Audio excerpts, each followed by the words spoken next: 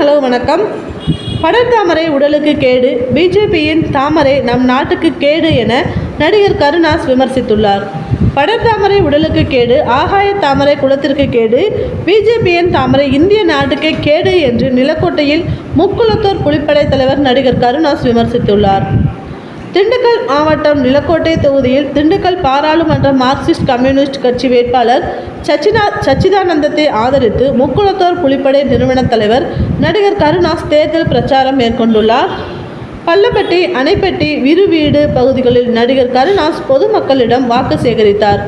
அப்போது பேசிய அவர், ஒரே நாடு, ஒரே தேர்தல், ஒரே மதம் என இந்திய மக்களிடையே மோடி பிரிவினையை ஏற்படுத்த நினைக்கிறார். வாய்ப்பில்லை ராஜா, ஒருபோதும் வாய்ப்பில்லை என தனது பாணியில் பேசினார். படர்தாமரை உடலுக்கு கேடு, ஆகாய தாமரை குலத்திற்கு கேடு, பிஜேபியின் தாமரை இந்திய நாட்டிற்கே கேடு என்றும், எனவே பிஜேபி மீண்டும் ஆட்சிக்கு ஒருபோதும் அனுமதிக்க கூடாது என பேசினார். மேலும் அவர் பேசுகையில், உலகில் பொய் சொல்கிறவர்களில் போட்டி வைத்தால் முதல் இடத்தில் மோடியும், இரண்டாவது இடத்தில் அண்ணாமலையும் இருப்பார்கள். இவர்கள் வாயால் சுட்ட வரிகள் கொஞ்சம் நஞ்சம் இல்லை என குற்றம் சாட்டினார். இந்த தேர்தல் பிரச்சார நிகழ்வில் நிலக்கோட்டை தெற்கு ஒன்றிய செயலாளர் மணிகண்டன், வத்தலக்குண்டு தெற்கு ஒன்றிய செயலாளர் கனிக்குமார் மற்றும் தோழமை கட்சி நிர்வாகிகள் பங்கேற்றனர்.